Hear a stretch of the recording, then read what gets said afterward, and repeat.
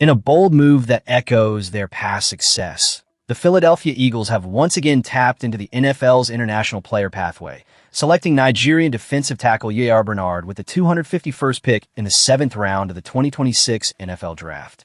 This decision comes with the weight of history, reminiscent of the franchise's significant gamble on Jordan Mailata back in 2018, a bet that transformed a rugby player into an all-pro left tackle and Super Bowl champion. Now, fans are left to wonder, can Bernard follow a similar trajectory? Before diving into the specifics of Bernard's potential, let's take a moment to hear from you, Eagles fans. Where are you watching from today? What are your thoughts on this pick? Your insights matter as we navigate through this exciting offseason. Now, let's break down the details surrounding Bernard. Standing between 6'4" and 6'5", and tipping the scales at 306 pounds, he boasts an astonishingly low body fat percentage of just 6%. His athletic profile is nothing short of exceptional for a player of his size.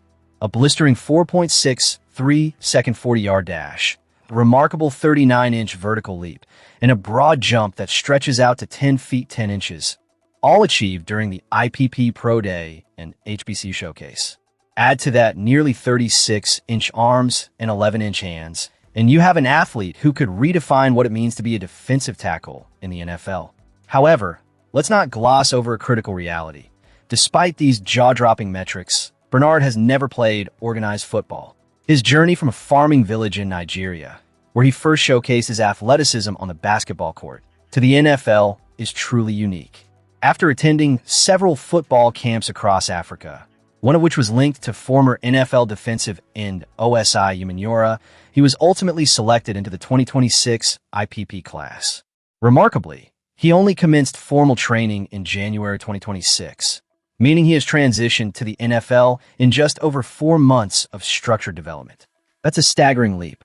Now, the Eagles secured the number 251 pick through a strategic trade with the Los Angeles Rams, converting a 6th-round selection into multiple late-round assets. With a defensive tackle roster already brimming with talent, featuring formidable players like Jordan Davis, Jalen Carter, and Moro Ojomo, Bernard is clearly viewed as a long-term project. The IPP designation grants Philadelphia the ability to carry him without counting against the 90-man roster, potentially allowing for a unique opportunity to stash him on a 17th practice squad spot without immediate pressure.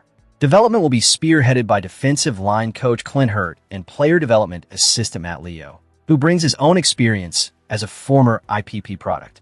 The Eagles have demonstrated patience in their developmental strategies, as seen with Mailata, who took 3 years to evolve into a starting role in 2020.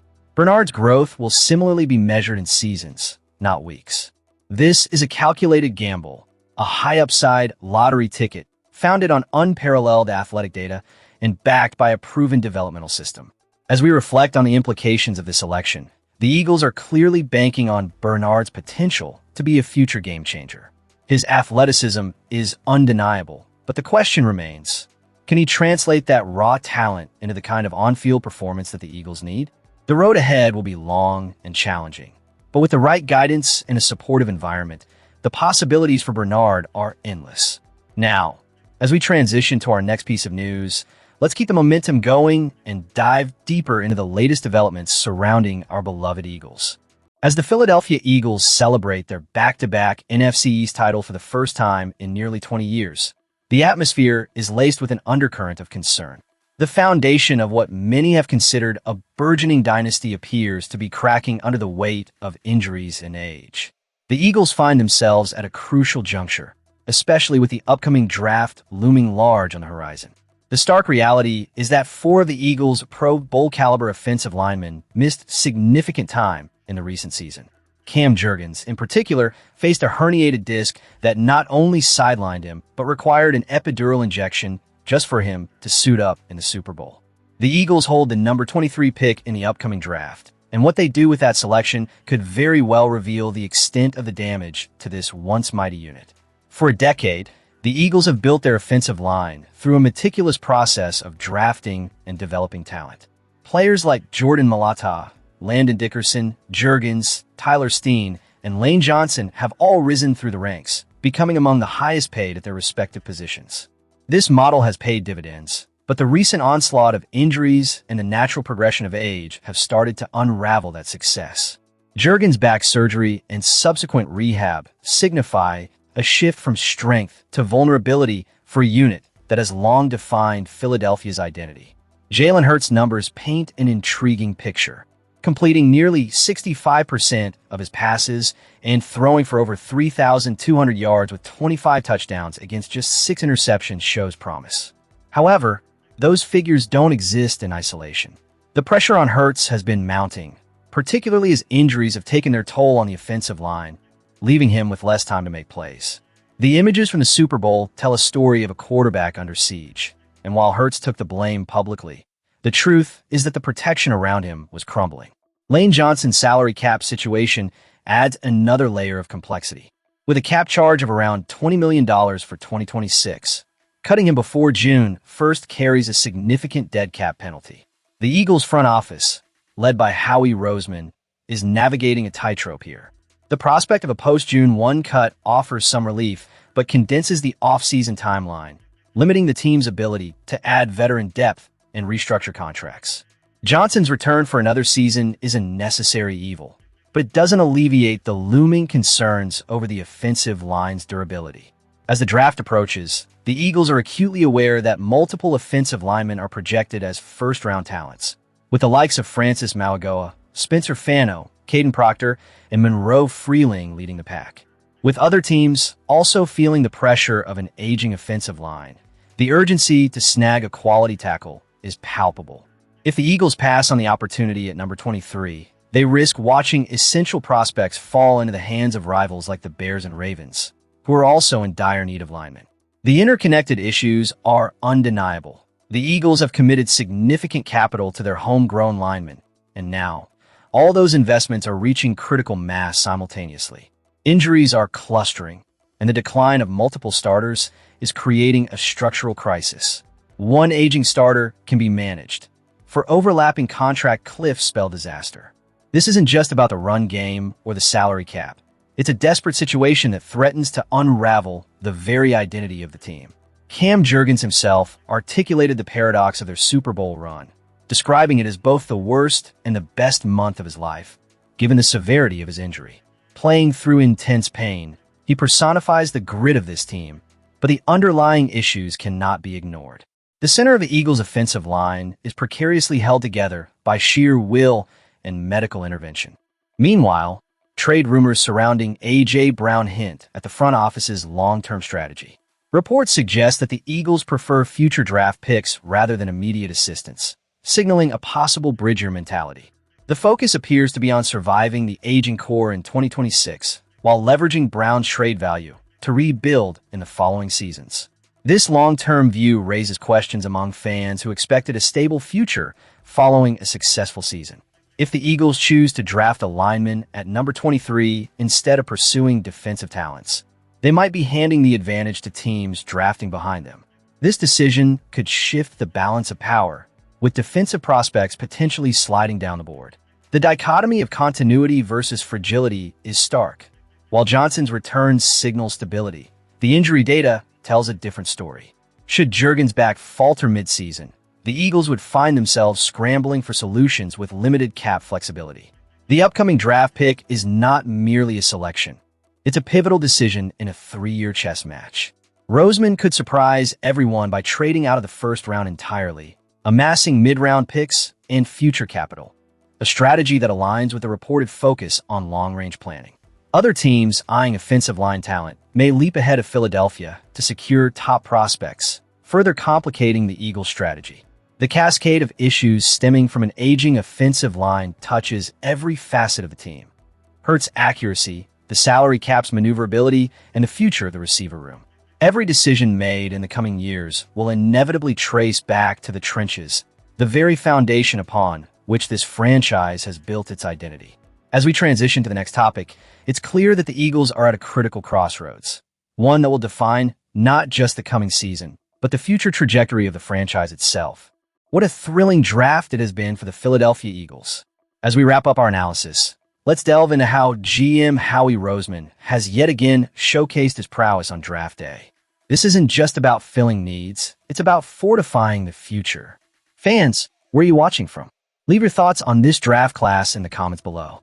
The Eagles have made a significant move by trading up to snag the best player still available, Makai Lemon. They didn't just casually approach this deal.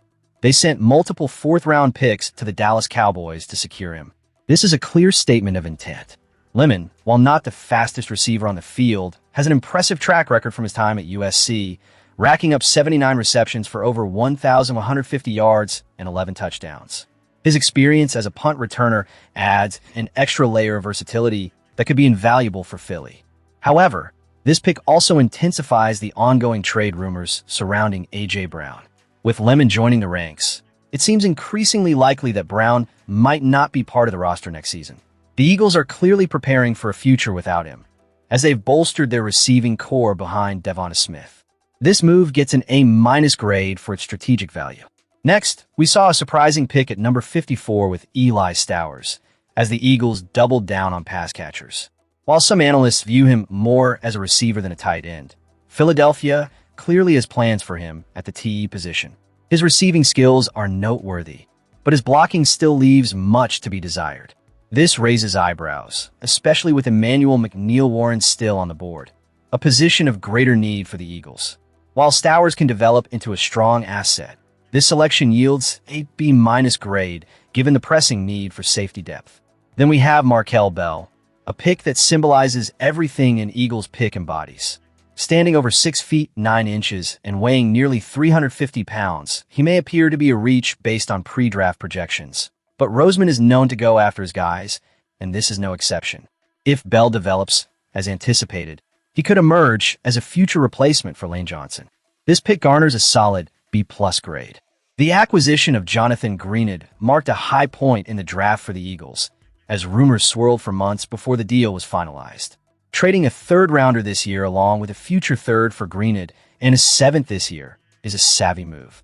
Greenard brings a proven edge rusher to the mix, forming a formidable trio with Nolan Smith Jr. and Jalix Hunt.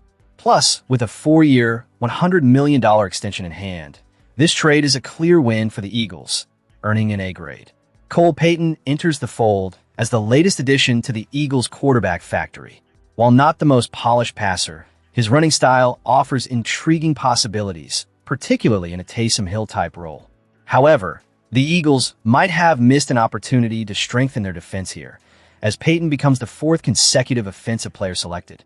With Jalen Hurts and Andy Dalton already on the roster, Payton's future appears uncertain, earning him a C+ grade. Micah Morris, an interior lineman from Georgia, is another selection aimed at fortifying the trenches. His physical style and lack of sacks allowed in over 900 pass blocking snaps present a strong case for his potential. With the right coaching, Morris could develop into a significant contributor. This pick earns a B+ grade, reflecting the Eagles' commitment to building a tough offensive line. Finally, we have Cole Wisniewski, a safety from Texas Tech transitioning from linebacker to safety. His lack of traditional safety speed and coverage ability raises questions, yet his linebacker skills make him a player to watch in a hybrid role. Wisniewski's size could finally provide the Eagles with an answer to their tight end coverage woes. This pick deserves a C+ grade as he enters a competitive training camp. Uar Bernard rounds out the draft as a 7th-round pick, and he's perhaps the most intriguing selection of the entire class. An athlete with no prior football experience, he's already turning heads with a remarkable physical profile. Standing 6 feet 5 inches and tipping the scales at 310 pounds with a body fat percentage of just 6%, his potential is enormous. If he learns the game, we could be looking at a steal reminiscent of Jordan Mailata's journey. This selection absolutely deserves an A+ grade. Keyshawn James Newby, while undersized for an edge rusher, relies on his quickness to make plays.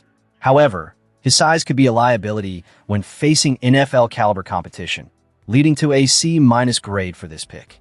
In summary, the Eagles have once again demonstrated their strategic foresight and ability to fill gaps before they even appear. It's like watching a master chess player at work. Howie Roseman continues to solidify his reputation as one of the best GMs in the league, with an overall draft grade that hovers around B+/A-. As we close out this analysis, it's clear that Philadelphia is building something special for the future. Keep your eyes peeled for developments as these rookies hit the field. Don't forget to subscribe for more updates on your Philadelphia Eagles. And let us know in the comments how you feel about this draft class.